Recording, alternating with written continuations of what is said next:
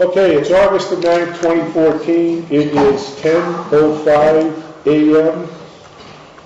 This is the Cedar Mountain Fire Protection District Board of Trustees monthly meeting, and we are now in session. First up on the agenda is chairman's comments. We'll get some housekeeping.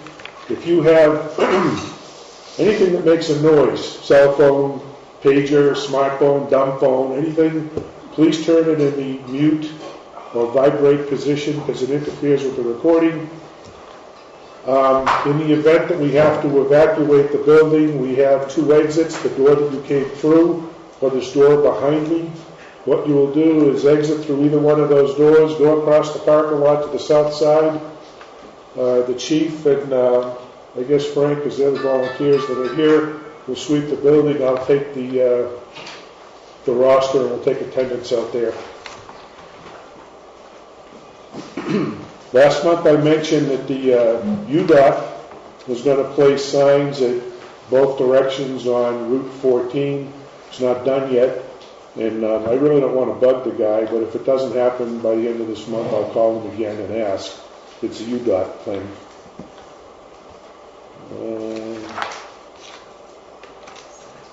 We had a wildland fire this past month, and the chief will talk about it in the chief's report. We had two individuals, I believe, John Kruger and Rich Dillon, that were out there for a couple of days. I just wanted to make the public aware that they were out there helping with that wildland fire, and their services were appreciated. The newsletter committee will have a meeting Tuesday at 3 p.m. and it will be here, so if anybody's on that newsletter committee, meeting on Tuesday, 3 p.m. here.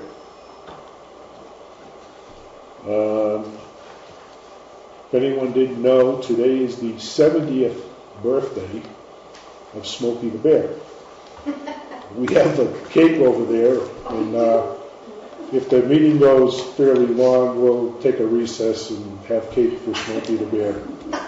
He's not here today, by the way. He's out fighting the fire or something. I don't know what he's doing.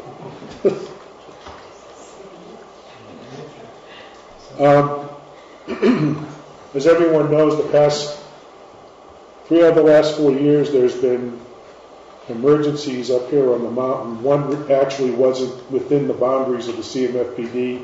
That was the mudslide that happened in 2011 or 2012. It did affect the economy up here. But back in 2010, we had the snowstorm that left several feet of snow, and some folks were without power for at least 3 weeks. Some people evacuated, and in 2012 we had the shingles fire, and Swains Creek and Elk Ridge had to evacuate, and some of these folks do not have places to go to. They don't have second homes. So I have a meeting set up with the mayor of Alton for later this month. It's their board meeting.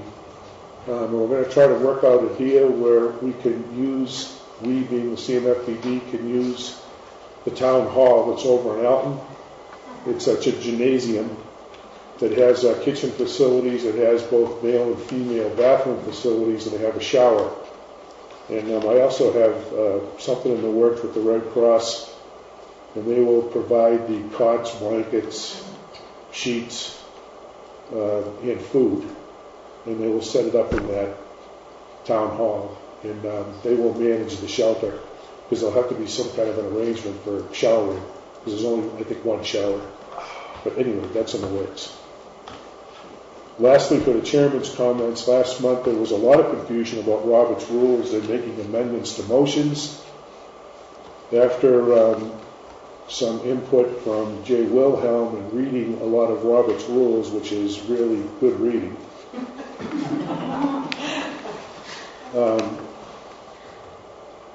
if the motion is made by a member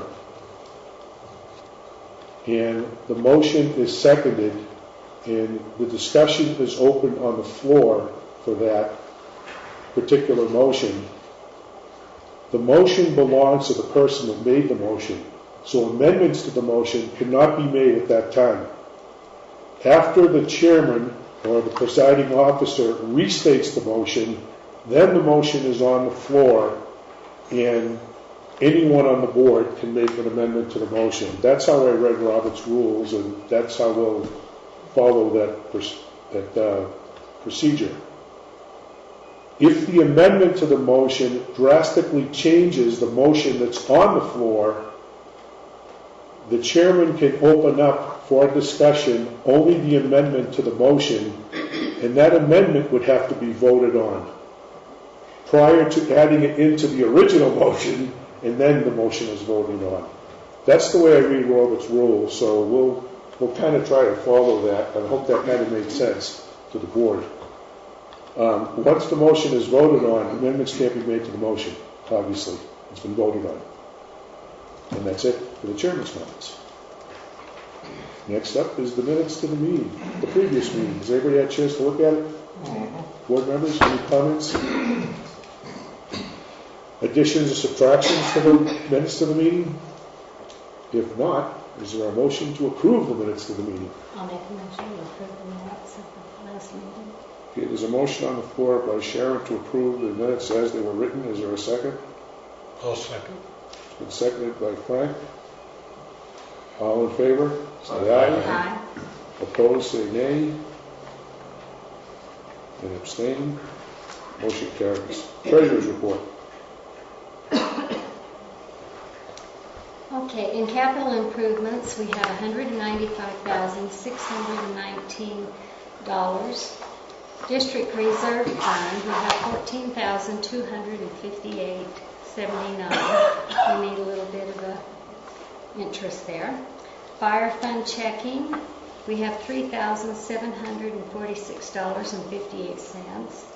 Fire Fund savings, we have $325,272.86. Fundraising account, we have $28,900.39. We added about $10,000 from our pancake breakfast. It was a great success, and thank you for everybody. Snow emergency fund, we have $125,508.38. Interest there. Snow removal funds, we have $124,065.24 for a grand total of $817,371.24. Any questions? Could you show that again?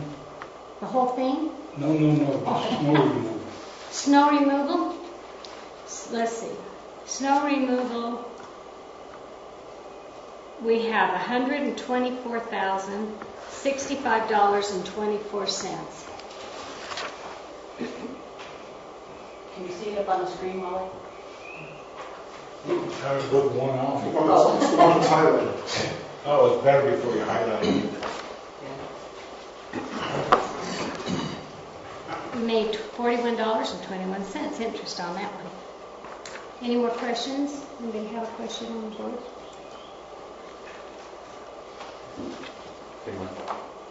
They said it was easier to not highlight if they could see it. They couldn't see it from the It's right there.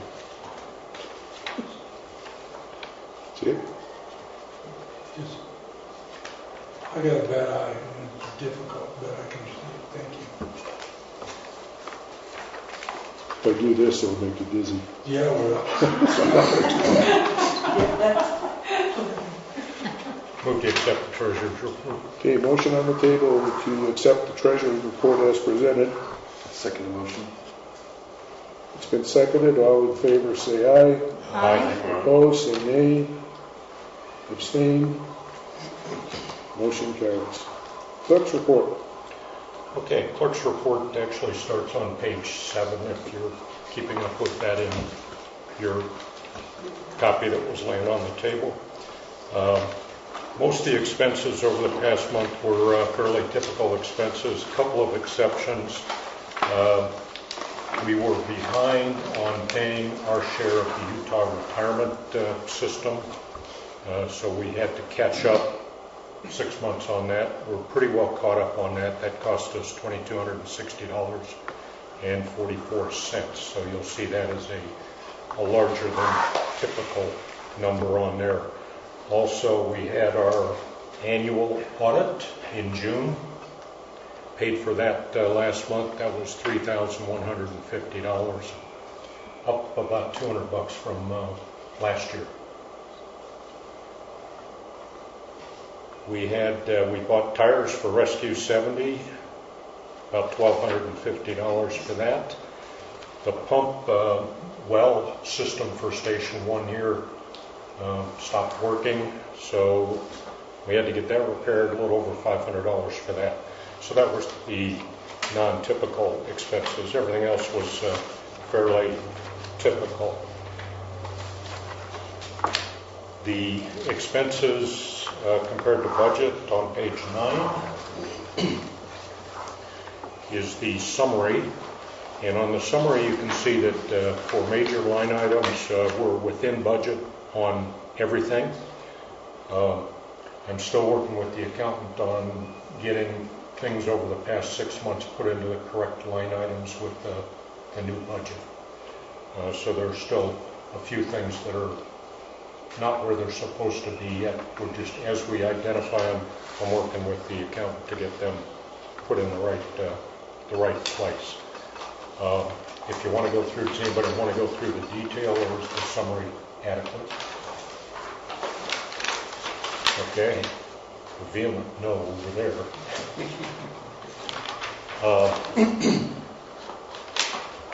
There are some minor adjustments because of things like tires for the rescue, things like that, where I've had to make some minor adjustments between line items, as was approved by policy last month and with the concurrence of the chair.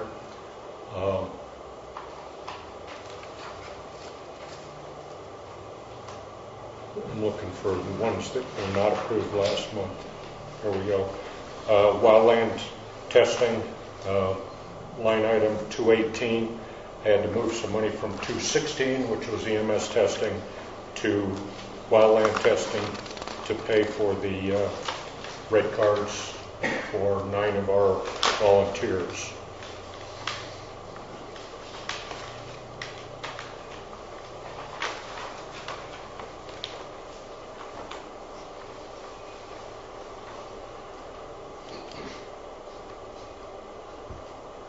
We had to repair brakes on tender 72, so I had to move monies out of the case loader, where we're not spending the money we allocated yet on that. Hopefully we won't have to this year, but I had to move some of that into tender 72 for brake repair on that. What do we have to do to the brakes on that? Put new shoes on too? Tender 72 blue on the airline. Oh, that's what it was? Yeah.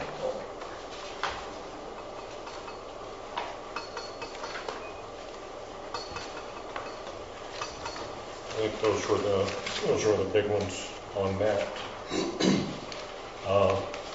On snow, page 15.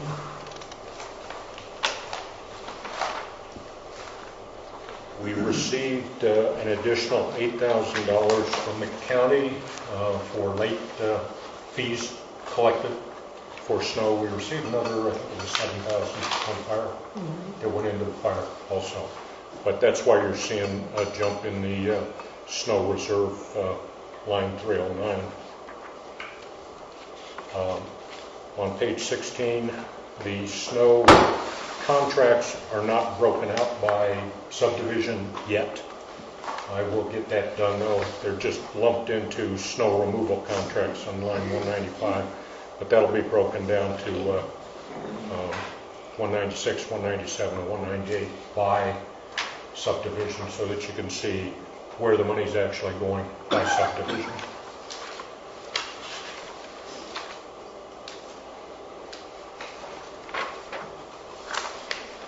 Also, that's about it on the report. We're already in work on the 2015 budget. We're into August already, and remember, we've got to have a tentative budget to the public in November, latest November. So Chief's already working on that. For the board, if you have any suggestions on things that need to be in next year's budget or modifications to the way we've been doing it so far, let me know.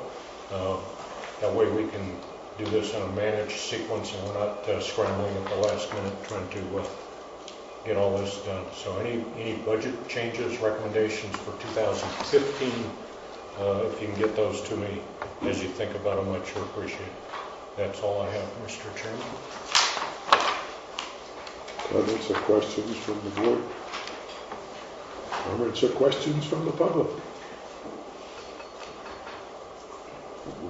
Thank you. Chief's report.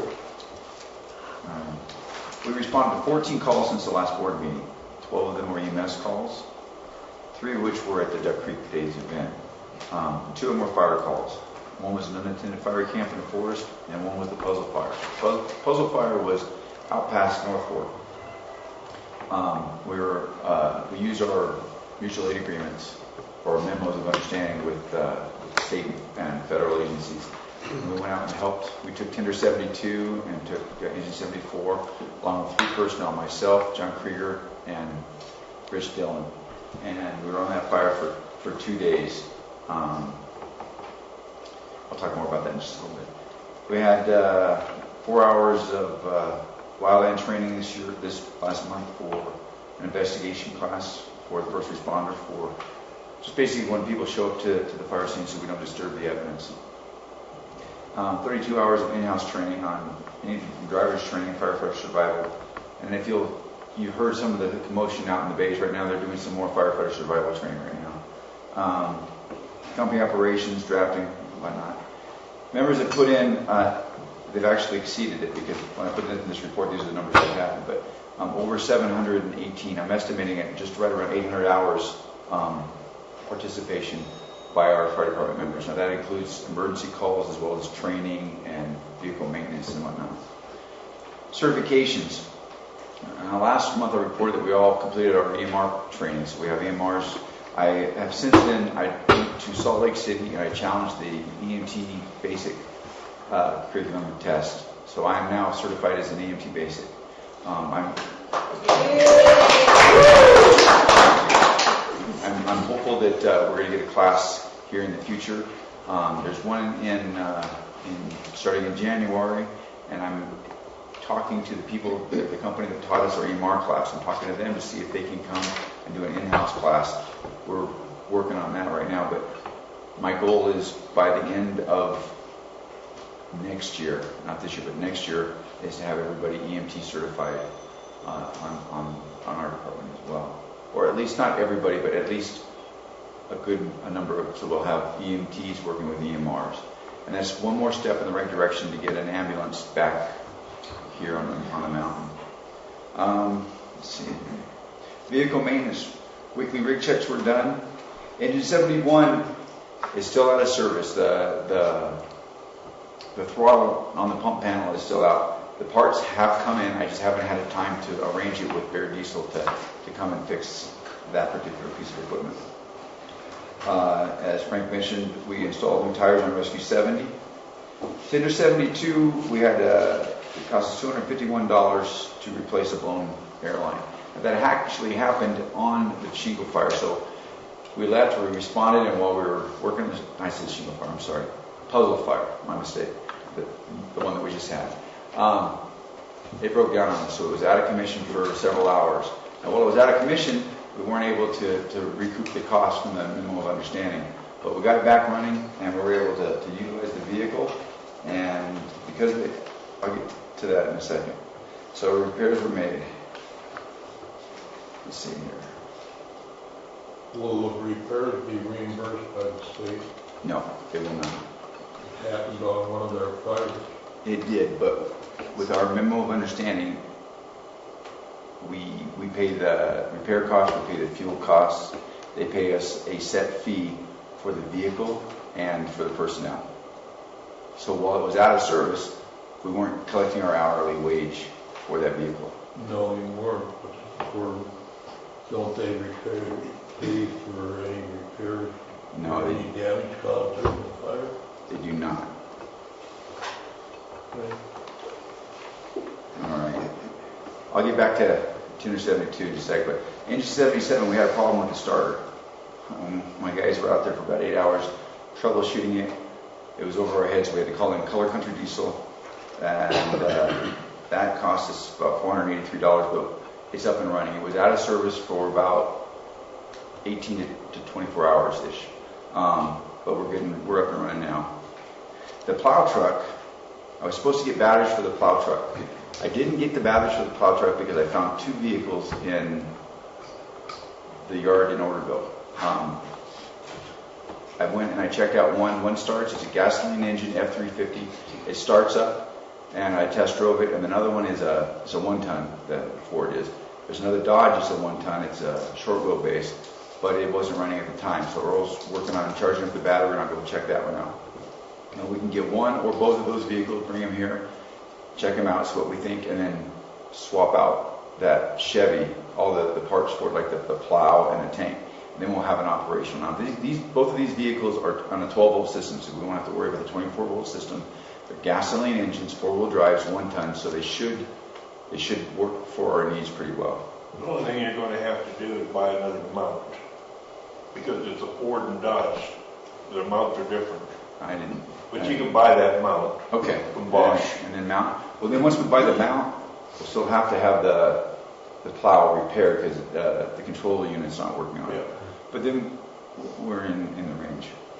But I didn't want to spend the money on that Chevy, knowing that we're going to get rid of it with the batteries, because I have replacement vehicles in line right now that I didn't know about at our last meeting. Okay, Dove Creek Days,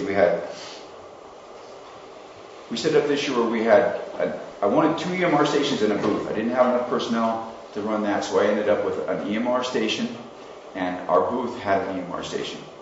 I had been in contact with King County Ambulance to get an ambulance there, and they had never confirmed. So I was going under the impression that we would not have an ambulance there. We did in fact have an ambulance there, so that it was a good thing, but I was prepared for it if we didn't have an ambulance. Now in our EMR booths, we helped out with the 3 calls that we had at Dove Creek Days, but we also did 3 blood pressure checks. And we took 59 blood pressures between the 2 booths over the 2 days. So that was just something that we offered our community, and I think it was well received. How many failed? They all failed. They all passed. Forgot one more thing. You're right. I brought in. I told you guys last meeting that we had a wildland engine at the Kanab Fire Station, and you guys let me put in some money to get it here so we could look at it. I had to spend $400 into it. I had to buy batteries, 2 batteries, a carburetor kit, and then some equipment to clean and redo the carburetor. That was like $50 for that. So it was $300 for the batteries and the carburetor kit. We got it running. It made it to Orderville. Then we went back a couple days ago, and it's actually out back here. We got to look it over. The other $100 I put into it was for fuel, because we were running low on fuel. So I got it here. We're going to be looking in the next month or so. We'll look at it, take a real good look at it, see whether it's going to be feasible to use. On the outside, it looks like a really good piece of equipment. It's an older unit, but it looks like it's in good shape. We just got to make sure that it runs adequately, and so we'll be looking at that. I'll be able to report more on that next month. I want to report that we had our pancake breakfast, and we're taking a lot of donations. Some of the stuff that we're soliciting for would be rescue struts. I ordered the truck set of Rescue 42 for the truck package, $4,300. So it's on its way. And then I also am working on getting prices for the ice water rescue. So we'll have ice rescue, water rescue, and kind of like a swift water rescue. We're going to make a kind of a loop of everything. I haven't got that ordered yet, but that is, I will be getting that ordered. So then I want to talk about the cooperative break fire agreement and the puzzle fire that we did. This will clear up what Chuck was talking about. We grossed through our memos of understanding $4,830. So that's what we earned. Now that's a gross. Out of that, we pay the firefighters their fee, and then we deduct fuel and maintenance or repairs. After I estimated about 60 gallons of fuel for both vehicles and $240, and the repair cost for the Tender 72 is $251, and then I subtracted the hourly wage that they give for the firefighters. I didn't take one because I'm on salary, but the other two firefighters with me, I deducted that. So basically, what we received as a fire protection district, a net amount from the puzzle fire was $3,242.11. So we took in more than the repair was, but out of that we had to to account for that repair. We were fortunate enough, District Chief Robert Bogdan from the Nellis Air Force Base Fire Department has donated equipment. First time he came by, he dropped off just some hand tools and some couplings and a couple nozzles. And the last time he dropped off, this last month, he dropped off TNT rescue extrication equipment. So we have some really nice equipment. It's actually better than the equipment that we have. He dropped off a 6.5 horsepower Honda power unit that supplies 10,500 PSI. So that's good because the equipment that we have right now is around 5,000 PSI. So two 50-foot hose reels, a spreader unit, a 20-inch spreader unit. So it will help us meet our needs. Cutters, a ram unit, and a combination. Excuse me, I'm sorry. Who donated this to us again? Nellis Air Force Base Fire Department. His name is Robert Bogdan. He's the district chief for them. He lives he has a cabin for property in Strawberry. Yeah. Fantastic. He also donated a portable structure, and it's an inflatable structure that inflates. And I have a heater and an air conditioning unit for it. Now, the problem is it's run on 220.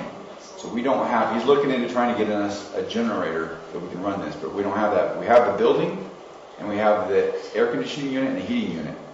And he's going to get us a hot water heater. And then, so right now we can plug it into to a 220 outlet here in the station or wherever we're at that has 220 access.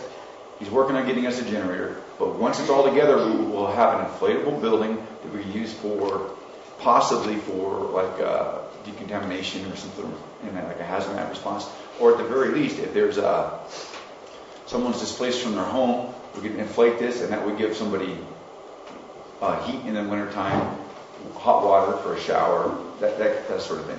So it's just there's a lot of different uses that we could use it for, but it was donated free. So I got a letter out to Chief Bogdan, and that's it. I got a couple of things that came up after I prepared my report. One of them is we went up onto the mountain up on in the Heaton's place where we have our Cedar Mountain 2 repeater. Okay, and we did the preventative maintenance for that. While we were there, we just cleaned things up, secured things, and then the technician went in there and checked everything out.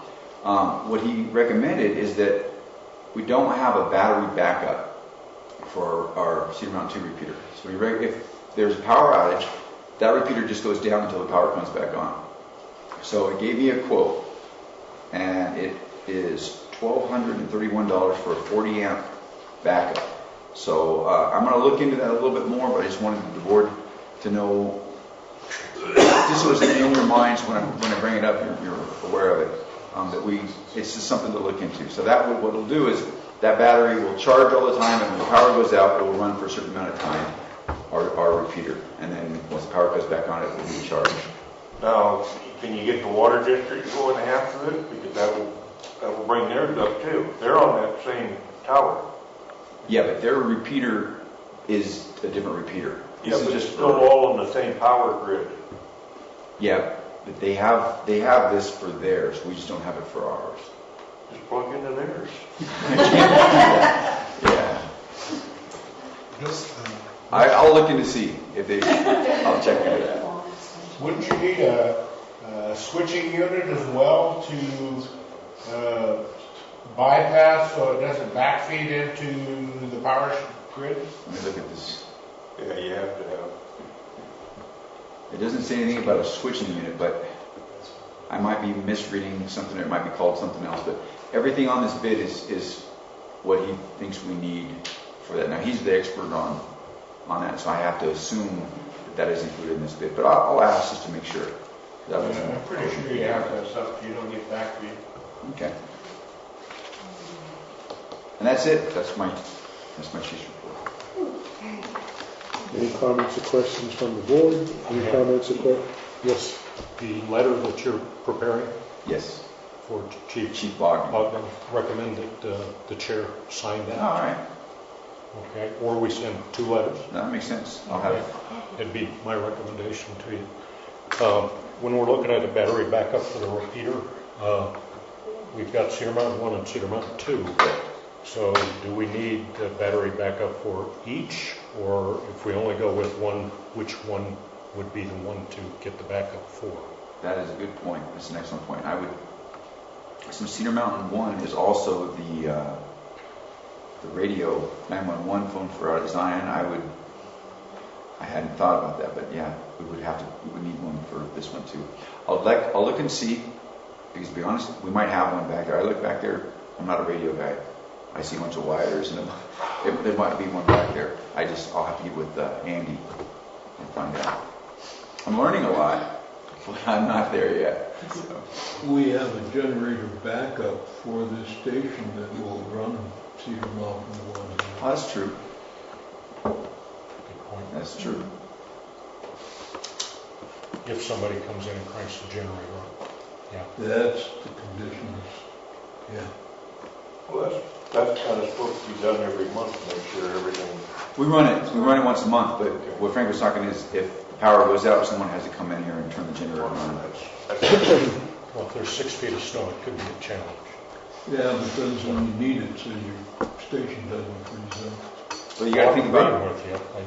There's a time lag in there where we're without communication. But we still might need the battery backup because there would be a delay from the time the power goes out till we come in here and turn the generator on. That someone might have a need for 911.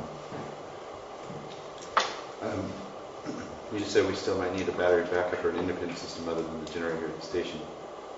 I concur with that. If we look back 4 years, 3 or 4 years, 3 years, we had the July 4th fire over in Strawberry. At that point, we were actively working a fire. It shut down the power grid on the mountain. The generator came online, but because we were actively working a fire, we had to recharge the SCBAs, and the recharging unit the generator couldn't handle the capacity of the recharging unit during the process, so it would kick on and off and on and off. And so they lost power here at the building during the breakfast because we were fighting a fire and trying to use the recharge off the generator. So the generator does have its limitations, and if you have a sequence of events like that, you're going to lose comms. So it's a good idea to have a separate, other than the generator, have a separate backup for the comms.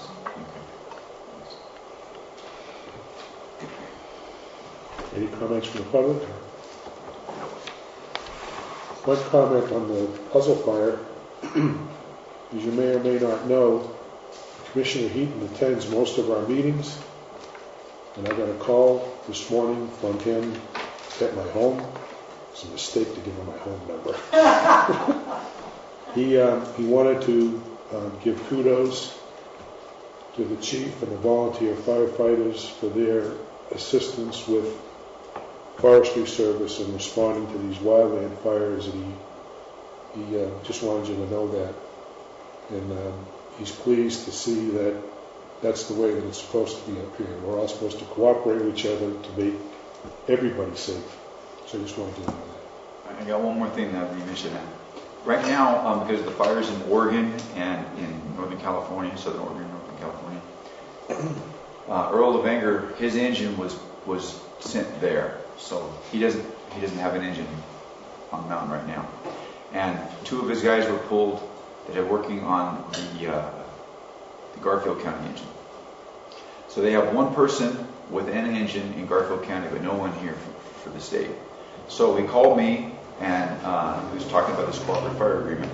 He asked if he could count on any of our guys to man their engines up here in these areas. So I made a couple calls to our guys, and then they're not on standby, but they have prepared themselves, so they might be called. Now, I won't drain our resources, and everybody understands that, but I have one for sure, possibly there's 4 others that I can count on to go and help out with. So this just goes right along with hand in hand.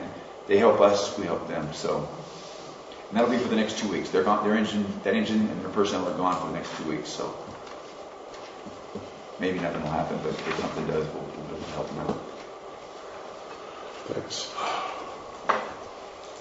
Okay, we're going to move into old business, but because we have a guest speaker for the first item under new business, I'm asking for the board's permission to allow, and I don't know the gentleman's name, but he's from State Bank, so he doesn't have to sit here through the whole meeting.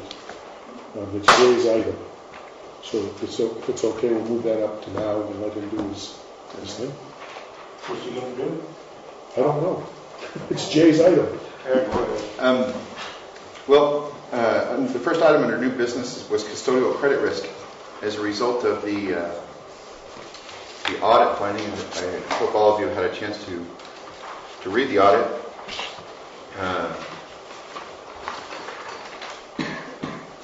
Page 22 of the audit noted custodial credit risk. As most of you know, if you do any banking, $250,000 of your money is insured by the FDIC in any institution. It doesn't matter what mechanism you have it in. You're just $250,000 insured. Past that, you're uninsured. The audit findings stated that we had, at that time, almost $819,000 of uninsured and uncollateralized money with the State Bank of Southern Utah. We do all of our banking with State Bank of Southern Utah. The audit, the direct words of the audit were the local government's policy for managing custodial credit risk is to adhere to the Money Management Act. The Act requires all deposits of the local government to be in a qualified depository, defined as insured by the FDIC. The FDIC is 250, so we had 819 that was at risk. I don't think, my personal opinion is State Bank is not going to fail, but we're not protecting the public's money by having it uninsured. There are several ways to go about protecting that money. You can divvy it up per institution if you want. That's a lot of time and manpower trying to move money around and keep everything flowing. There are a couple other solutions, but last week I was down to Cedar City. Happened to have the pleasure of meeting Vice President of State Bank of Southern Utah. He's here today, Richard Elsmore. He presented me with what I think is a good solution to insure our custodial credit risk. And he's generously volunteered to drive all the way up here, spend a little bit of time with us, and explain to the board and the public how State Bank can help us and help us to get this money insured. Mr. Russell? I brought a couple of trees with me so you have things to look at, and also documents to keep with your minutes and so forth.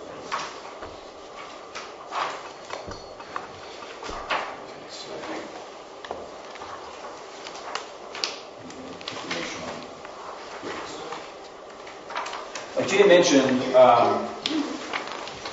FDIC insures balances up to $250,000. Anything in excess of that is not insured and underinsured. And it's based upon the tax ID number that you use, whether it be businesses, individuals. With individuals, there are ways to structure the ownership on accounts to ratchet it up to multiple millions of dollars. It just depends on how you structure the balance. And this is not an uncommon finding that you're going to see when you have public funds available, that they're going to want to make sure that these funds are protected. Jimmy's a good point. State Bank of Southern Utah is very strong. We're very well capitalized. However, you're going to have somebody looking at it from the auditor's point of view, and it's their responsibility to say, hey, you've got some risk out here. This is something that came up quite a while ago. There is an organization back east. They're called Promontory Interfinancial Network. And what they do, there are about 3,000 banks across the United States, banks like State Bank of Southern Utah, that are members of this network.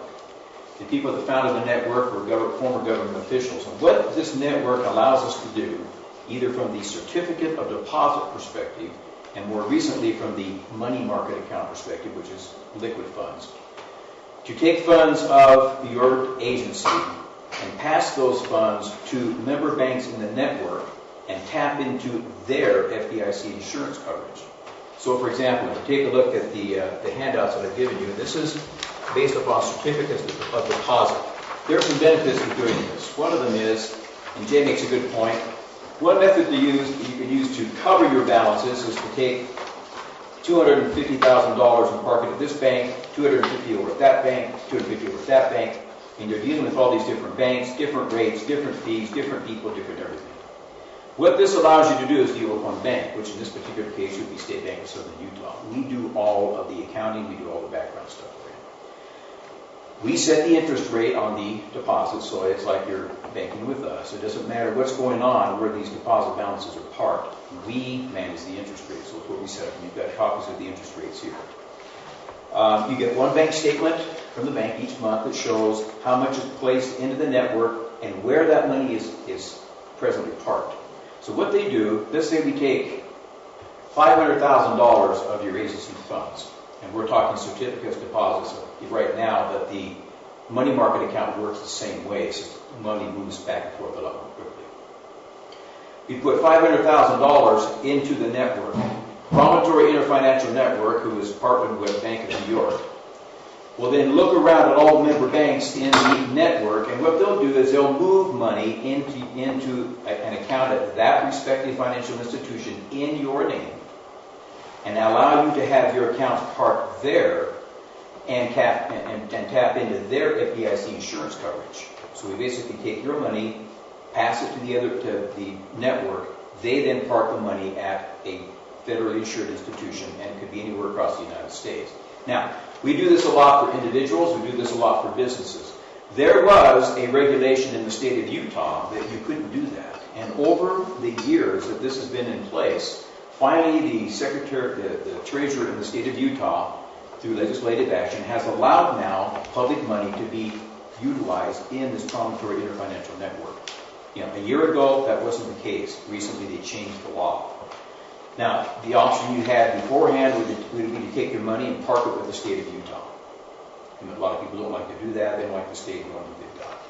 In this particular case, you can place some money. You can say, okay, State Bank of Southern Utah, I want to put $500,000. So I got $250 sitting here at the bank. I want to put $500,000 out of the network. And what they do is they're going to make sure that when they place these funds in these member banks across the United States, that your balance plus any potential accrued interest will not exceed $250,000. So they'll take your $500,000 and break it down into three pieces. And they'll put so much here, so much here, so much here, so that when the accrued interest comes in and pays into the account, you still do not go over that $250,000 cap. Now, this product talks about certificates of deposit. Recently, we have set up what's called an insured cash sweep. So there's a second document that you have there that says how ICS works. The insured cash sweep works identical to the certificate of deposit. It depends on what you want to do here. With the certificate of deposit, you're limited by the maturity date on the certificate. So you can have a 4-week, a 13-week, a 26-week, a 52-week certificate of deposit, just like you have it with the regular financial institutions there for that given period of time. And you get an interest rate based upon what the rate is that we set. When that account matures, then you can renew it, or you can pull the money back and utilize it. So there are several ways you can do that. Many customers will have these blocks of money, and they'll do what they call laddering. They'll set it up in a 4-week, a 13-week, a 1-year maturity based upon what their forecasted need is for funds. And then they'll have these certificates mature at about the time that they need the funds, and then the money is moved back into their operating accounts. That's one way to do it. The insured cash sweep works like a regular money market account. It's liquid. Same basic concept. You tell us move from our accounts here, funds into the insured cash sweep. We pass the information to Promontory Interfinancial, and they'll place your funds into these member banks that have that same product. Now, the advantage to this is that you can tap into your money when you need it. There is a limitation, like normal money market accounts, of 6 withdrawals per month. So if you had your money in a money market account, which you've got some in a money market account here, if you wanted to start tapping on the funds, Regulation D, Federal Reserve Regulation D, limits the number of withdrawals you can make to 6 per month. This works the same way. Okay? So what it does is it gives you the look that you're banking with State Bank of Southern Utah, and behind the scenes, the man behind the curtain is out here moving, Promontory Financials, placing your excess balances in these various financial institutions across the United States and tapping into their FDIC insurance coverage.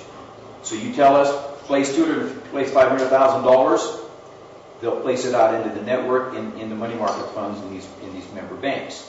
I need $200,000. You request money through State Bank of Southern Utah. We need to bring back $200,000. We pass that withdrawal request into the Promontory Interfinancial Network. The money's funded back into your account, and it comes out of these money market accounts. So it works, goes in, work comes back. You can put money in as often as once a day. You can withdraw a maximum of 6 times per month. Works the same way, okay? And what it does is allows you to tap into that into the insurance protection in these other banks. You receive a statement from the State Bank of Southern Utah each month.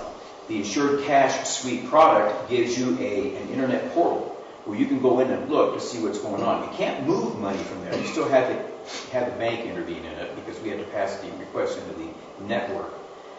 You contact us, we make the request, the money comes into funds into your account, usually same day, if not next day. So you have real quick access to your funds.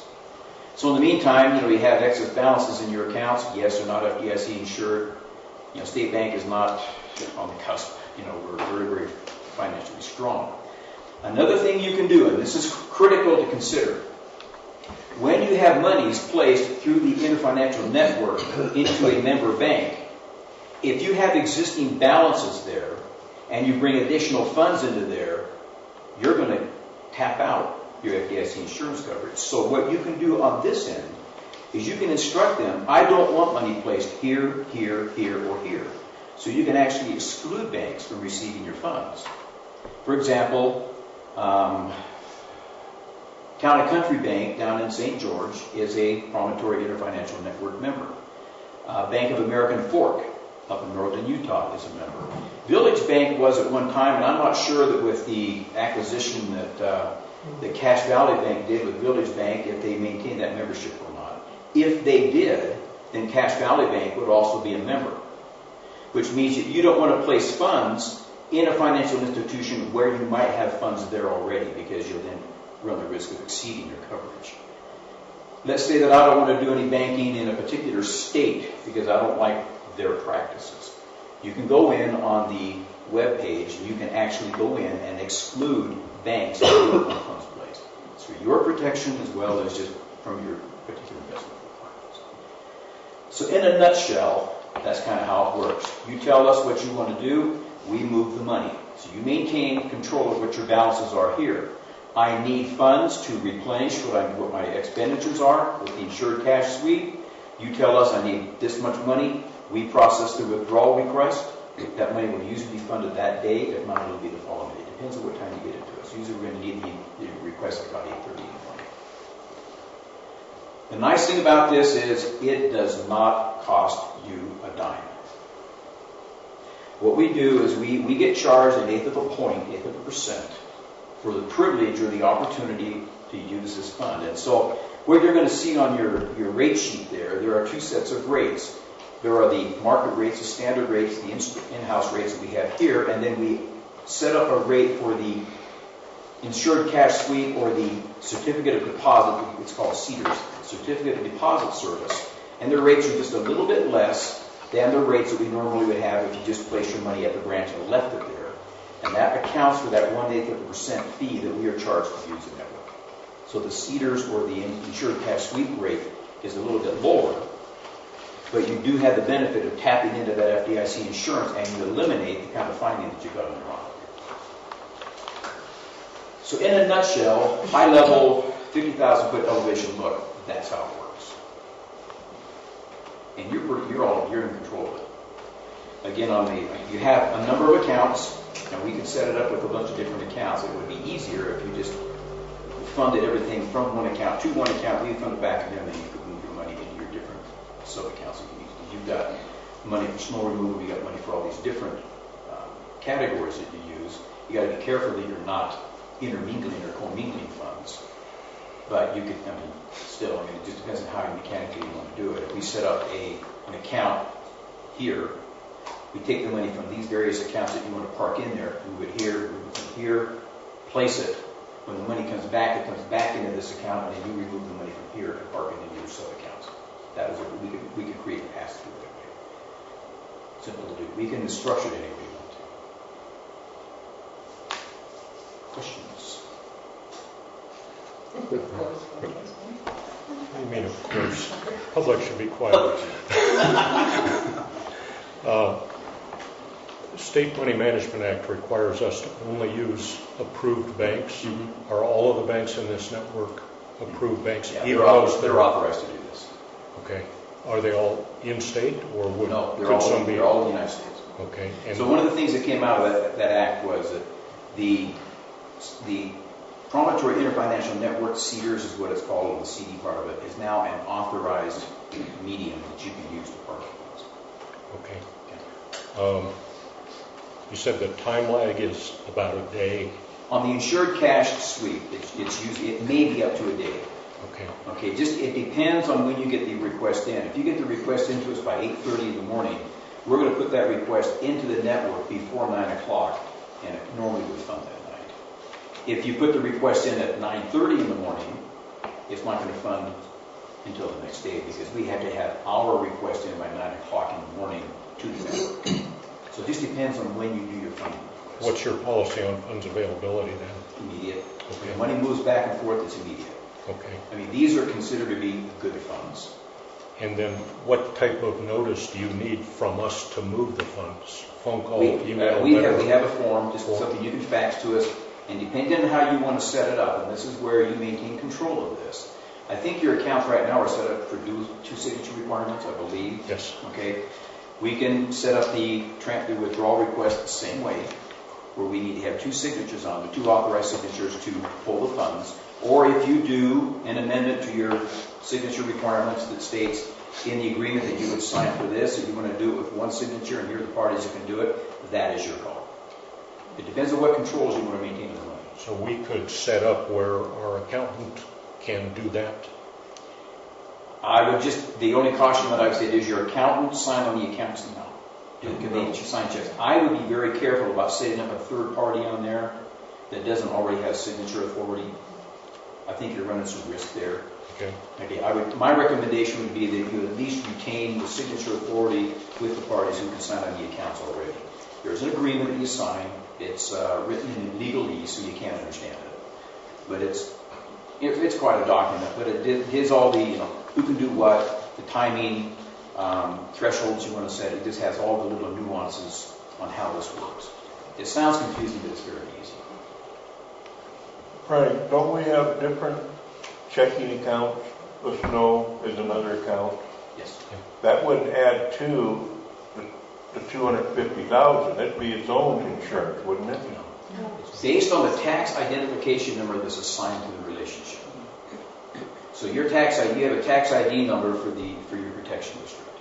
Any funds that are under that umbrella of your tax ID number, the maximum available coverage is $250,000 under that umbrella. Now, if you set up 5 different tax ID numbers for these different entities that you would have 250, 250, 250, 250, 250, because That they're all would be, separate tax identities. we should have that, shouldn't we?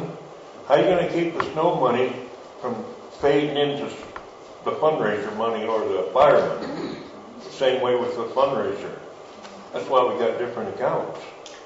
Maintain He spoke about creating a pass-through, so we wouldn't Yeah, have but if you got a federal ID number for each one of those accounts, you would have your $250,000 coverage on the 3 accounts. We have one number for the whole district. But if we got more numbers, It's one entity. You can't, I don't think he could put in in his name in State Bank, can he get two separate ID numbers? You'd have an ID for Jim, but then you can't have an ID for James because the tax ID number that you have is your tax Social Security number. So for individuals, it's driven by Social Security number. For your tax ID number. For business entities, it's the employer identification number that you assign to your agency. Now, again, like I mentioned, that is an option to do that. It depends on how much of a headache your accountant is going to create and how they're going to bill you or charge you for auditing all those separate tax ID numbers. So you've got to kind of push this out a little bit to see what your tax accountant's going to do. Because if they say, we're going to audit you based upon tax identifier, one fee, and if they're going to charge the same fee for each tax identifier, you just ran up your charges 5 times.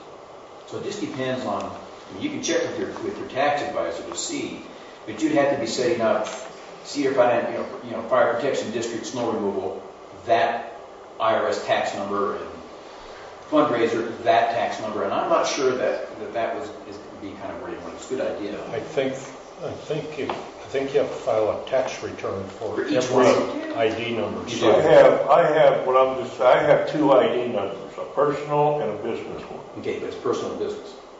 Okay, this is all business, and it would be working the same way, but how many tax returns do you have to file? 2. Okay, and if your accountant's going to charge you $500 per tax return, you went from $500 to $3,000. So you're going to defeat the purpose. This doesn't cost you anything. If I may, one of the side benefits is previous to this year in the legislation that Mr. Ellsmore talked about, arbitrage was not legal. You couldn't take public funds. If the cost of money, if we issued a bond at a certain percentage rate, we collected the funds from the bond, and then the cost of money went up, and we're sitting on the funds. We can't go and find an investment tool to try to meet the cost of the money that went up. So we've never been able to invest in an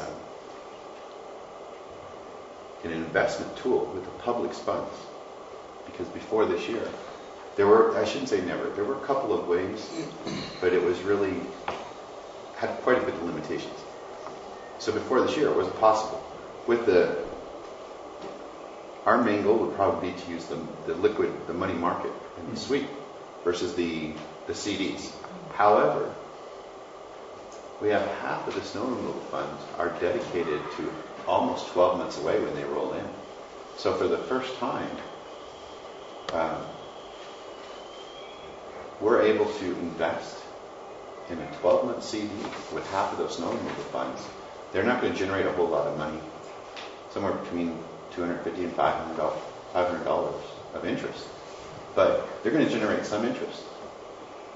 It's insured. So we get the insurance. We generate some interest on the money we're not presently using.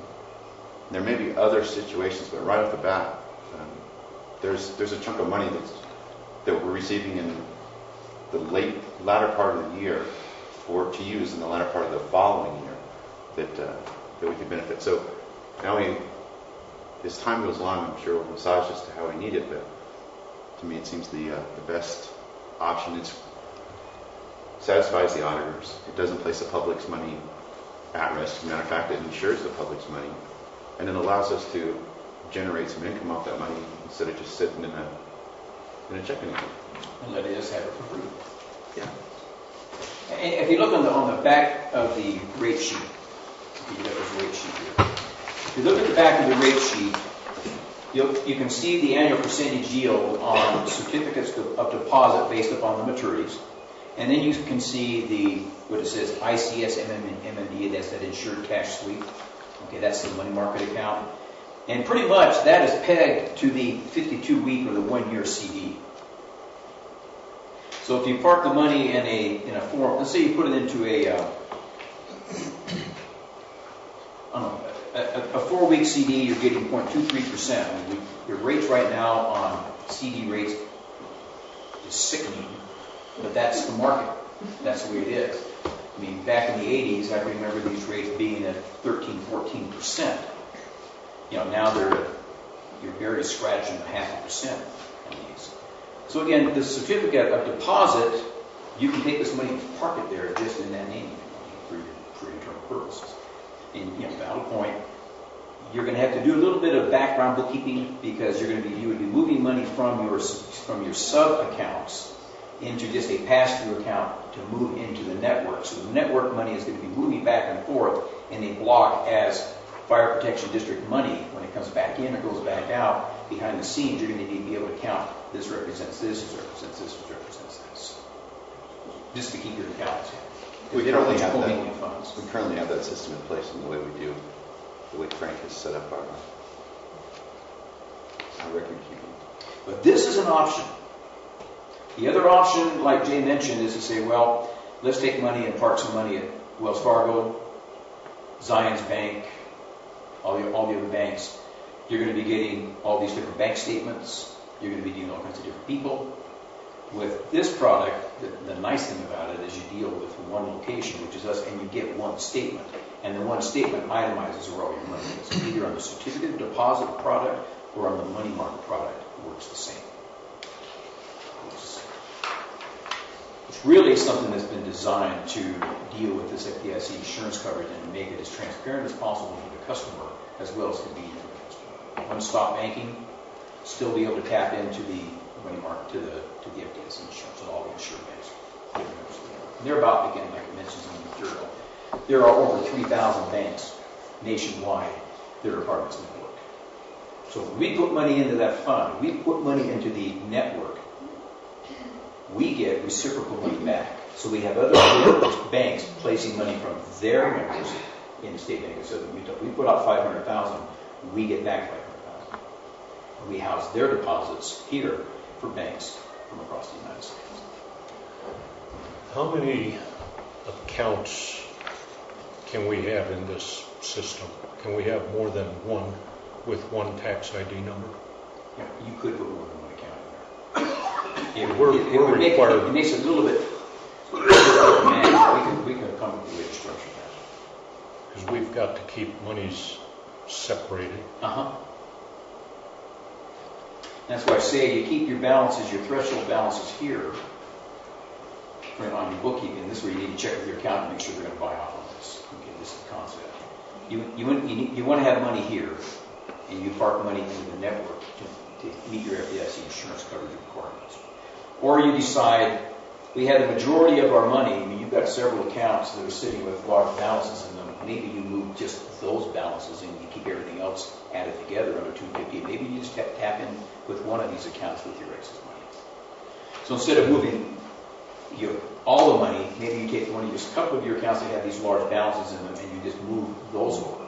With the insured cash sweep, the money is fairly liquid. You're looking at maybe a day at the most if you need the money to get it back funded into the account. So again, there are ways to structure it, which we could sit down. I could sit down and we can say, okay, how do you want to do this? And then we work the mechanics. Let me draw a picture for some of the board members and also the public. I think it will answer what Frank has asked. Sharon, will you help me out here? Will you name off some of the accounts we have? Some of the checking account names we have? Fire fund, what is that? I should know that, I just didn't. We just read it. Fire, snow, emergency snow. The checking you want or just okay, we've got capital improvements. Okay. District reserve, that we're going to, when I can get two people down, somebody down with me, we're going to move that. Fire fund savings. That's good. Is that all you want? Yeah, that's good enough example. So this is what we presently have, and I think what Mr. Elsmore has suggested is if we throw Cedars up here, we can't pull out of Cedars and put it into every account. So what we can do is we can establish a general account with the bank. We can move money back and forth between Cedars and the general account. This is limited to 6 transactions. That's easy. In a lump sum. And then we can move money from the general account to the sub-accounts or to the checking accounts that are currently. So this account here we would have to create, and that would be the pass-through. Did I get that right? Pretty much. And again, you're maintaining on everything beneath the create account, you're maintaining the accounting to that. So again, for the purposes of this, and again, that's where you talk to your accountant and say, okay, can we set this kind of hierarchy up? This would be the easiest way to do it. So then you create, we move the money from these accounts that you want to place into the network, into the create account, and then that money passes up. So that create account basically stays at zero. We could probably just make it a non-interest bearing account because the money's going to pass through, move up, pass back, move up, pass back. The money that comes back will fund into there, and then you move the money back into your respective funds based upon how you're doing the accounting and what percentage of those funds represent fire funds, district funds, capital improvements, snow and so forth. Or the other option, you've got some accounts sitting out there. You've got one of the 124,000 is a money market, another the 195,000. You've got a savings account of 325,000. You could take those funds, pool them, and move those up, and leave all the other ones alone. So again, what you're trying to do is to get your deposit penetration with State Bank of Southern Utah combined at less than 250. So you take your big blocks of money and move them into there, and leave all the other ones alone. So that's an option you got. My question though is, can we, instead of having one create account, have a create account here that would be feed from that one, perhaps another create account here, and perhaps even a third here. We could probably set it up that way. We'd probably do 3 separate agreements, because we have 3 separate accounts, 3 separate practices. Yeah, we could structure it that way, and each one of these we would then fund into the network from the create account, the create account, the create account, and it does keep you. Let me explain why I would like to do this. Snow funds is a separate tax fee, totally. I don't think we'd be well advised to mix that with fire fees. So we need to find a way to keep that totally separate. Which you do. Capital improvements, from our standpoint, I think we would like to keep separate. And then all the fire funds, we could go into one create account for fire funds. And again, these create accounts are nothing but a pass-through, because we will fund from the create account into the network. When funds are being brought back into the create account, it comes from the network back into there, and then you move it where you need to move it. So we would create several create accounts, if you will, and the whole purpose of that is just to pass through. So it moves in, moves out, moves in, moves out, and that way it segregates the money so you can more easily account for it, and it doesn't commingle the funds. That's another approach. And if I may, thanks very much for the presentation. Outstanding. I think that this is certainly something worth looking hard at. What I'd like to suggest is a meeting with our accountant and Mr. Elsmore. I'm sorry, didn't want to butcher that. Sharon, maybe me, maybe whoever all wants to attend that.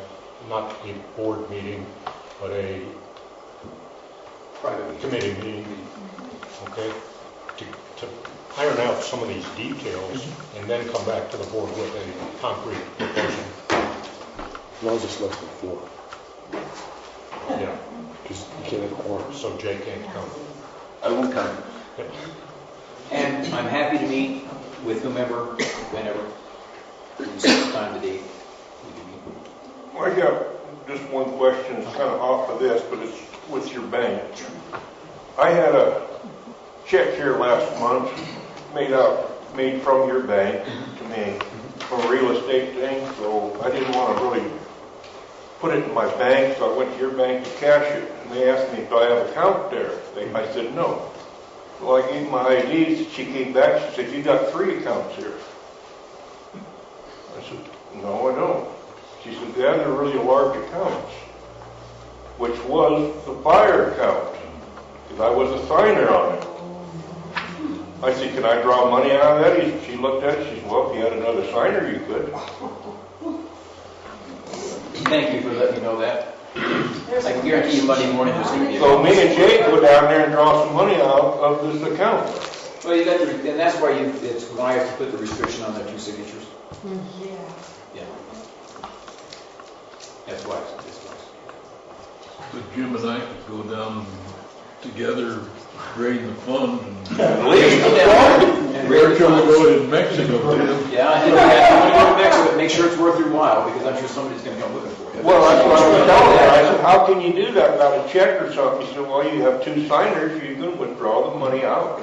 Which you can do now. Yeah, I know, I mean, that's, But normally it's because someone's saying, okay, we write a check. Okay.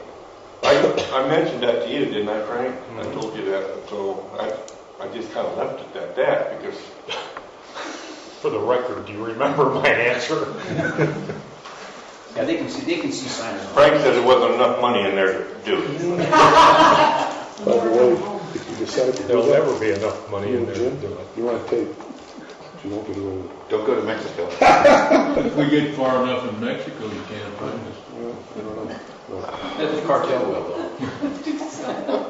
Send them out. We'll just contact the cartel.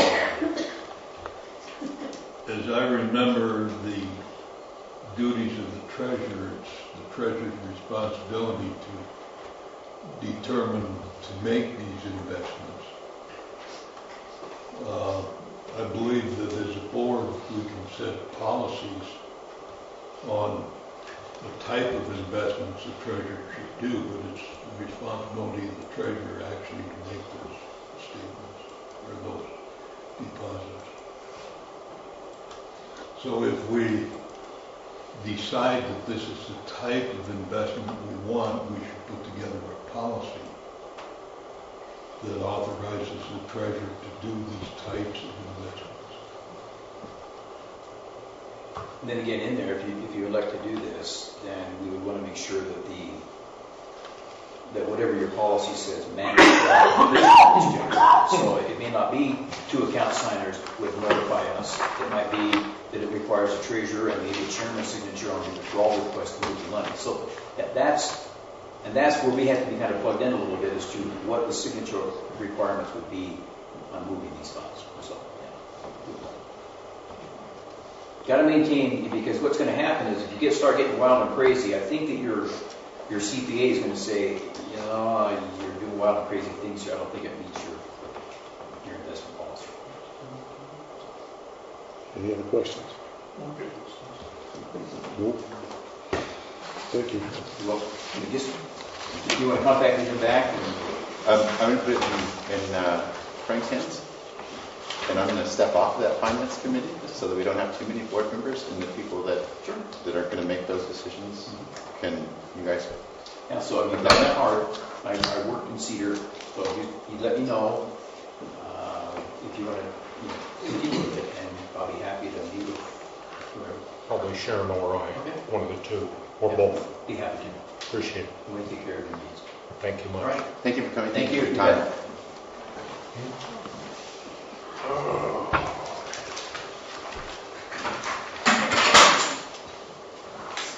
Okay, back on the agenda, we'll start with whole business. First item up is board member training, and that referred to John Robinson, who was not here because he was out of state and had car problems or something. So we'll table that to the next meeting. Next up is ICS 100, and Chuck, you still haven't done it yet?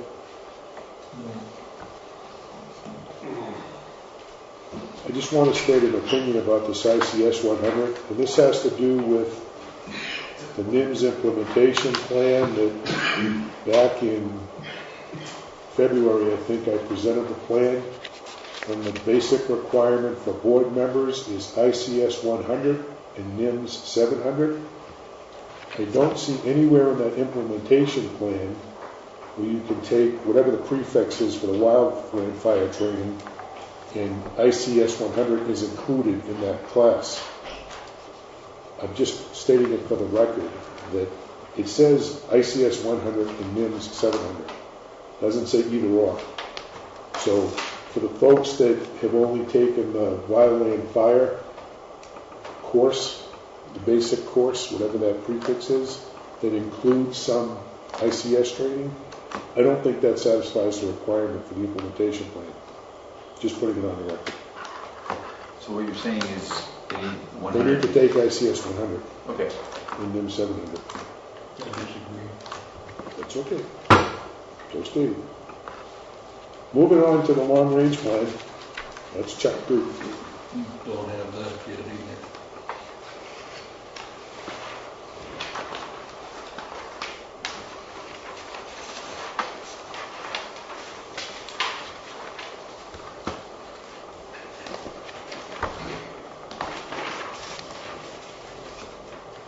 Security camera is J. That's a carryover from last month. Carried over. You don't have that either? Do you want to talk about this? No?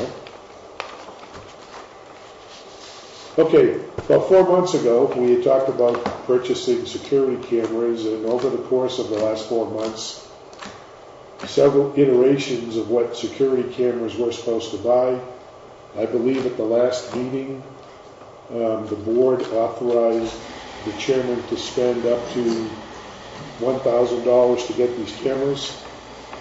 I believe Jay did find the equipment that would be less than $1,000. But at the time, Andy Gagliardo was supposed to be the installer at no cost to the district, but he has since had medical procedure.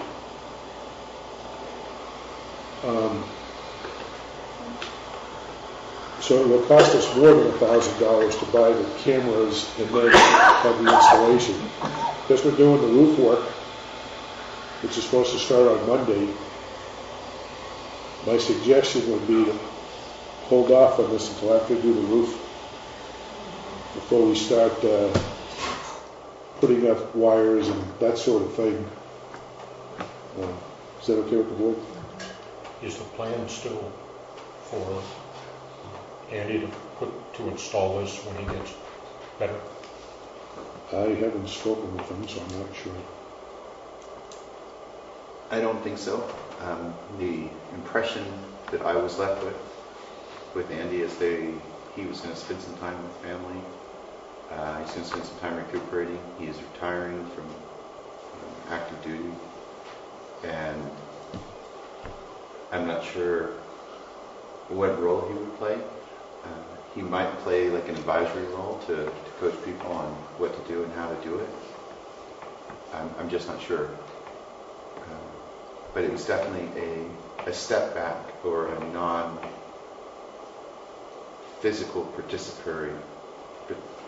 participation in the process. Most of my reading, and from what I can garner, is this system is no more complicated than a DVD player or a Blu-ray player. I say no more complicated. A computer, an overhead monitor. It's a plug and play.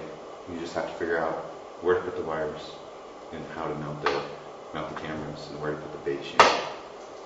So it comes with everything you need. It's just a question of where do you want to locate it and how do you want to locate it. We can pay to have someone do that, or in my opinion, I don't think we should pay to have someone do it. It's a VCR. Plug it in, run wires through the attic, and the hardest part is physically mounting the cameras. But then again, it might take us a whole day, and if someone else does it, it could take them just a couple hours. But definitely I think we should put it off until the roof work is done. By put it off, what do we mean? Do we mean don't make a decision on what system even until the roof's done? Where it stands now is we've left it in the chairman's hand. At the time, we had left it in the chairman's hands because we thought we were getting it installed by one of our volunteers who had specific capable knowledge. And that portion has now changed. So I think it's kind of in limbo because we don't know how it's going to get installed. And if we install it, I'm pretty sure it's going to be more than $1,000 If we pay to have it installed, if we pay to have it installed. Because the equipment itself is almost 700. $500 for the cameras, and then there was something that went with it. $700. Okay. Well, I guess my question is, can we figure out what we're going to do during the time frame while the roof's getting done? Not just put the whole process on hold, Absolutely. and then at next month's meeting, come back to us and say, okay, here's 2 alternatives. One, if we have it professionally installed. One, if we install it ourselves. And then we can decide next month which way we want to go. There isn't an alternative system that I have found that is wireless. And you buy the cameras, and you plug them into your modem, and there's some code that you punch into the modem, you mount the camera, and it works. I don't believe that system has recording capability that was brought up. I don't know if it does. Because I think that it was suggested that we record for a month or something, so then Oh, we I can don't know watch. about that. Well, my neighbor has. Or whatever it is. I don't think this system that I saw has that. The total system would probably cost, I think I had it written down at home, like $630 or something for 8 or 10 cameras. There was some sensors to put on doors that you install. It's wireless, the whole thing. That was an alternative deal. Andy advised in an email to, I didn't share this, my apologies, it was in the initial stages of looking, he said, don't do anything wireless. He said, you're sending a video signal, and he wouldn't do anything wireless. It was like first thing out of his mouth in the email, and we moved on. So I apologize for not sharing that. That's basic information I should have shared with different. So that didn't answer your question. A lot of information, but the question's still out there. Look, I can look for someone, get it, see if I can't get a bid for installation. I know one of the pitfalls we're going to be is I'm not buying the system from the installer, and if we buy the system, we're going to pay more, I think, than we would if we got the system wholesale. So the prices we've been talking are wholesale. But if I go try to find an installer to install our system, we don't have it on hand because we haven't decided on the system. So it's kind of a chicken and egg thing.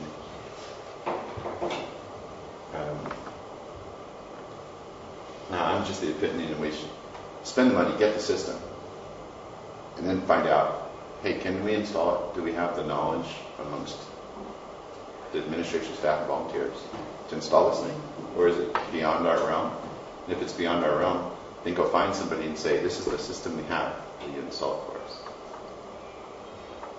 But I don't know how to answer your question, Frank. Well, we're not making any progress on it right now. I So know. what I'm trying to do is kind of force the issue here where at least next month we have a couple of different options that we can vote on.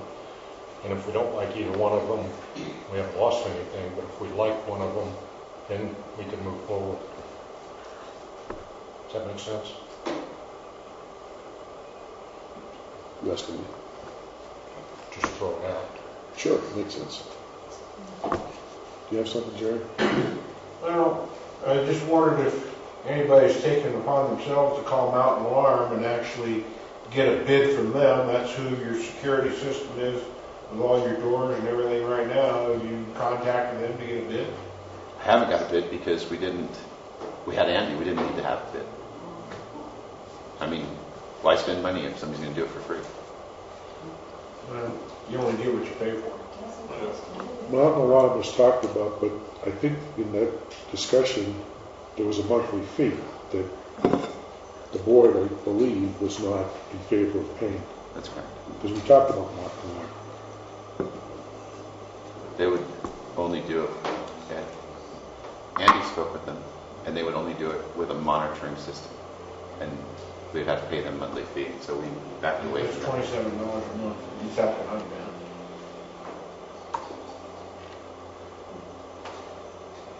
And so the alarm rings, and then what happens?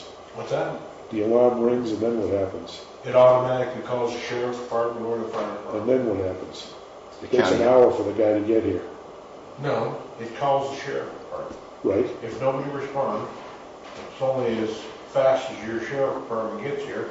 It goes on a DVD player, at least mine does.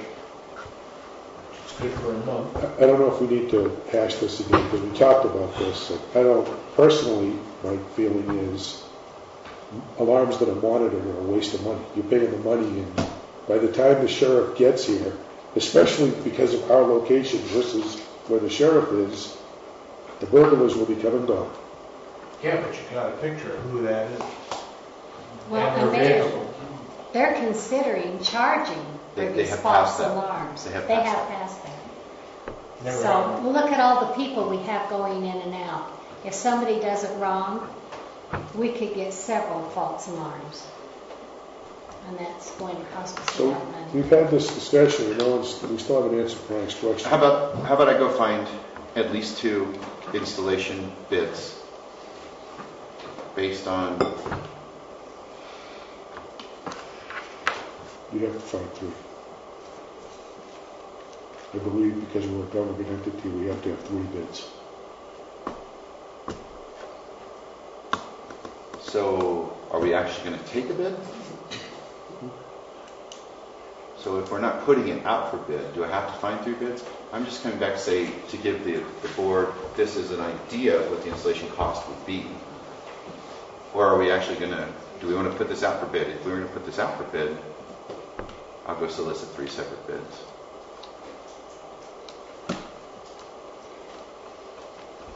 You guys, I can solicit 3 separate bids. Okay. We've got to follow our purchasing policies, And by that I mean, whatever they say, we should follow our policies on purchasing. okay. So we're leaving this with, we're getting 3 bids I'm going to go get We're 3 not bids for purchasing it. installation into discussion. in discussion. All right? Okay.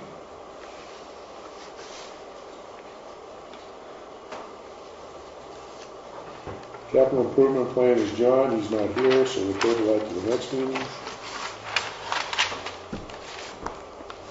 Zion View Leaf was myself and the chief. As far as the lease part of it goes, I haven't done anything with it because, as we talked about at the last meeting, there's an issue of, 1, what vehicle is going to fit out there, and 2, if we put the vehicle out there and we don't do snow removal over the course of the winter, you've lost an asset for the whole winter. Yep. And I don't know what you've done as far as vehicles. We're still looking. We're still working on it. Yeah. Mr. Chairman, Yes. a couple of years ago, the water district was going to build a building out there that was large enough that we would be able to lease some space in it that was specifically designed for us. And I don't know if they have that completed or if that's still a possibility. But I They think- still have the same building they've always had, they never added to it. No, they haven't. Well, They got the 3 doors in there, but they're still a short building. that's the I meant the King County Water Conservatory. No, they're not gonna build a building out there. They already did, a little one with a generator and some other stuff. Yeah, They're they done. didn't build the No. larger building. Okay. So we're going to table that because we don't have an answer about size of vehicle fitting in the building. Or if we do put a vehicle out there, it's gone for the winter. Okay, new business is the grammar policy. Let's see. I sent an email out to everyone with the tentative ground policy. I got a good response back. Some of the questions that were asked is, since we didn't already have a policy in our policy and procedures manual, where do we locate it? So after some thought process, one of the suggestions would be to locate it in Chapter 4 under forms or request. You know what? Or personnel. Personnel, and most of it was forms and request. So I think that would also be the best place to put it. There were several attachments to it. There was a grandma request form, a grandma denial form, a fee form if you wanted to charge a fee. We're still in discussion about, as far as the Policy and Procedure Committee is, we are still in discussion about what constitutes a fee and not a fee. So you can plan on a lengthy hour discussion at least on this in September. It's more convoluted than Robert's rules. On top of that, so I only had 3 very, very basic attachments. One of the other responses I got talked about the attachments. The grandma is the government records and accessibility, Government Records and Access Management Act. That's for members of the public, private, individual, or corporation to come to a public entity, so that would be the CMFPD, and request some form of paperwork that we have. Everything we do here is paid for by the public. This is the public's business. So this is the state way of allowing the private citizen or business to come in and get the information they need. During the additional research after taking on all the suggestions, we discovered that there are 15 additional forms and avenues that this process can go through depending on the initial grandma request. Initially, we only had 3. We had the request, 4, the request and the response, which would be granting the request. A receipt of the fee was charged. And the request and the denial, if the request didn't meet the act intent, or it requested something that was protected by privacy or security legislation or laws or codes. So I'm going to ask to table the grandma for the committee for next month, for the board members to plan on a lengthy discussion. I will be emailing over the coming month these forms out in bulk form. I'm not sure. I mean, there's 18 attachments. I don't know if I can send an email with 18 attachments. I may be sending a multiple email. I'd like you to look at each attachment. Most of the attachments are coming right from Ms. Cundiff's office. She's in charge of overseeing the grammar process and the grammar legislation. One of the things I did see is part of grammar, you have to review your grammar policy on an annual basis, so that differs from our policy review. I went ahead and reviewed the changes over the past year, and both changes had to do with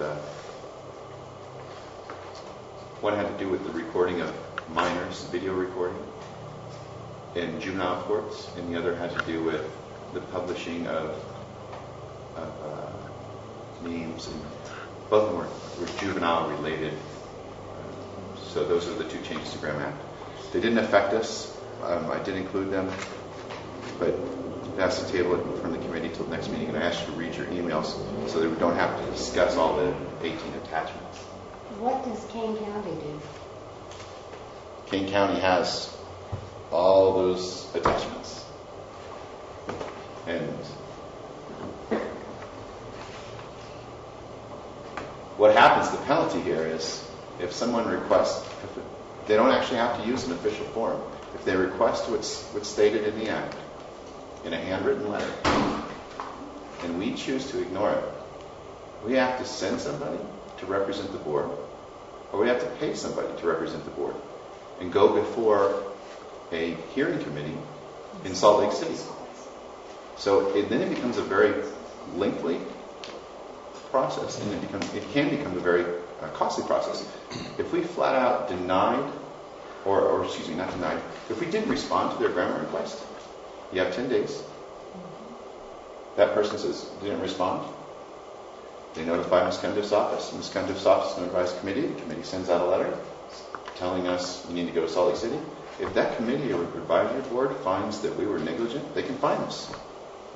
So, I mean, we could do a little bit, but if we're going to do the policy, we should do the policy in perpetuity so that any other board members in the future and the public, you just have to keep up with the revisions from state legislation on an annual basis. I don't think we should just do the 3 attachments that we have, because it can go many different roads. More questions? None? Any questions, comments? When we gonna do this, next month? Next month. But Jim, for you, I'll print out every one of these forms and leave them in your inbox for you. So you don't have to read Robert's Rules of Order, you can read this stuff instead. Take one more fire station, let's pay for it. Any comments, Ms. Sutton? No? Anyone? Next up is comments from the public. Any comments from the public? Yes, ma'am. In regards to your security camera estimates, I know you've already voted to spend $1,000 for the equipment because Andy was going to install it, but if he's not going to now, I am concerned that your 3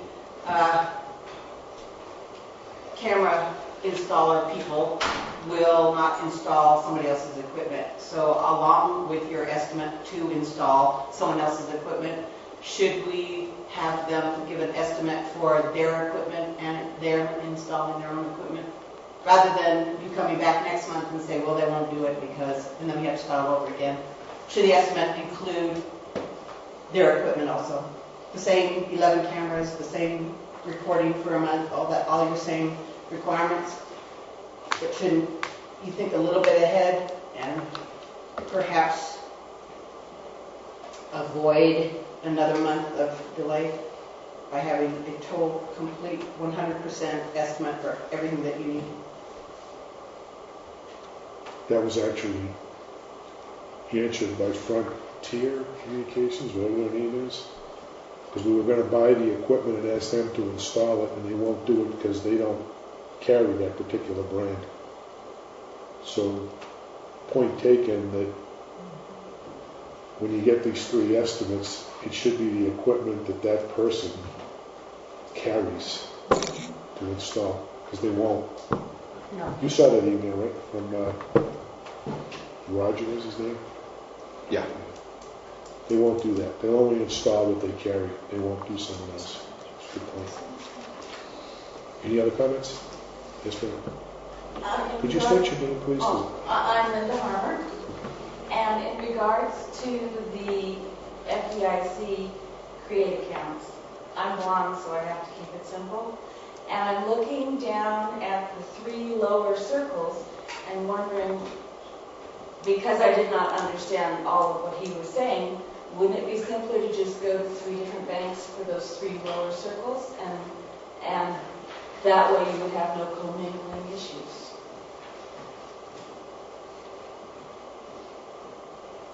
I'll address that. That's an option, absolutely. We're not locked into what he said yet.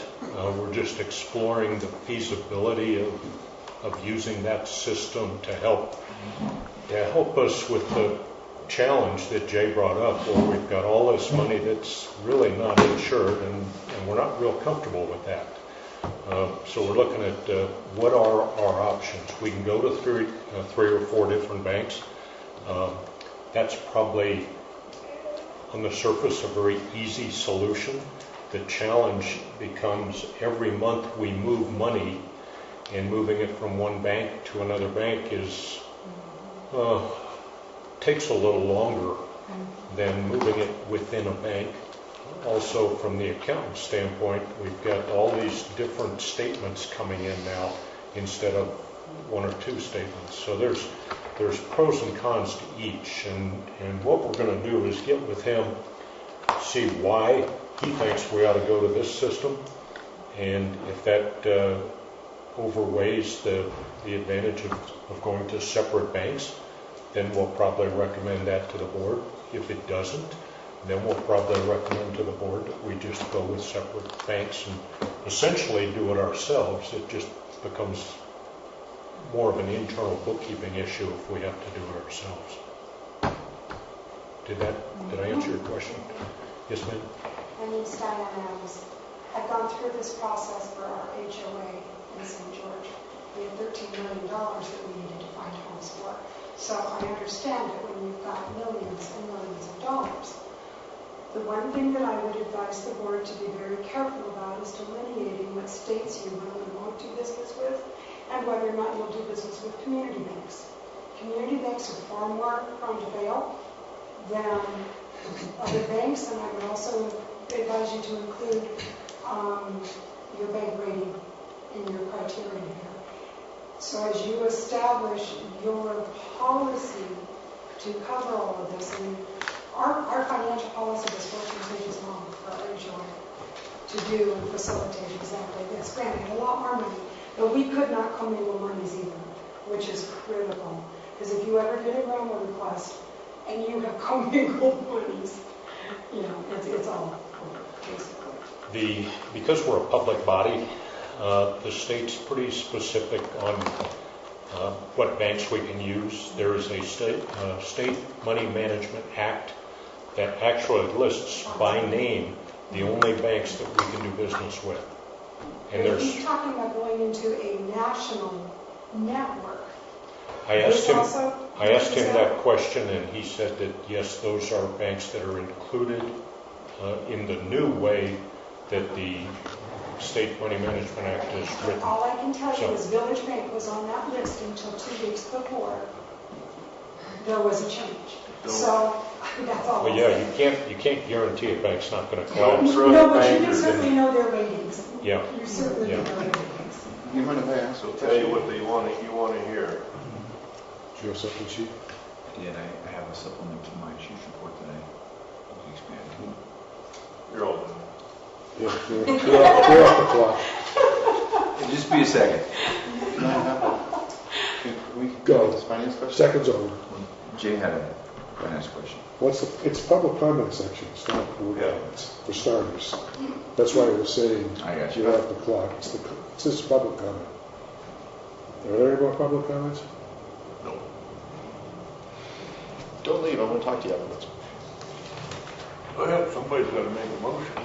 Next up on the agenda is closed session. Do we need to go in closed session? I'll make a motion to close the session.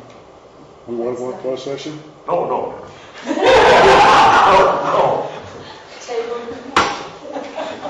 Wrong thing. There's no reason to go in closed session. Next up is adjournment. I think we move to adjourn. I'll second it. Yeah. Did you move to adjourn the meeting? Yes. It was seconded by Chuck. All in favor say aye. Aye. Opposed say nay. Abstain. It is August 9th, 2014 at 11:50 hours. The Cedar Mountain Fire Protection District Board of Trustees meeting is adjourned. A record.